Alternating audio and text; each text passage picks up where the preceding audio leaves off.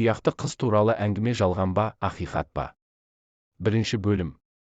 2011 жылы Павлодар облысына қарасты Ақтоғай ауданының тұрғындары үрей құшағына енген. Күндіз күлкіден, түнде ұйқыдан айырылғандай сүлесоқ күй кешеді.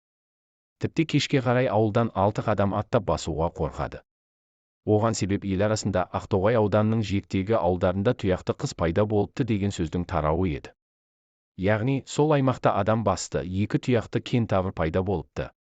Бұл соқыр сенім бе, жоқ әлде самауыр қайнады дегенді Самарқандты су басты деп өсіріп жіберетін өсекшілдік пе, тылсым күш пе, не екенін ешкім тап басып айта алмайды. Себебі тұяқты қыздың қолынан ұстап, шашынан сипап көрген ешкім жоқ. Ауыл айтқыштарының сөзіне құлақ түрсек, қауесеттің шығу тамыры былай өріледі. Түн ортасында Жоламан ауылының қасындағы күре жолда көлігімен келе жатқан жүргізуші, қараңғыда жол жиегінде қол көтеріп тұрған қызды көреді. Жарым түнде бейшара қыз не пәлеге душар болды екен деп тоқтап, барар жерін сұрап ала кетеді.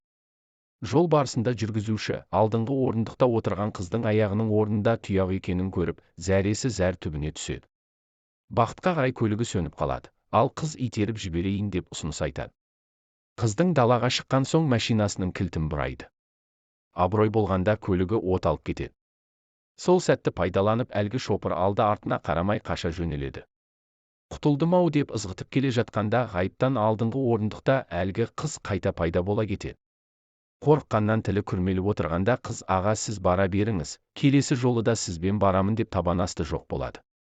Ауыл адамдарының арасында әлгі кентавр ару жол маңындағы зираттан шығып, түні бойы жол тосып, таң сібірлей бастағанда қайтадан қорымға кіреді-міс деген қауесетте тарап үлгерген. Жалғасы келесі видеода.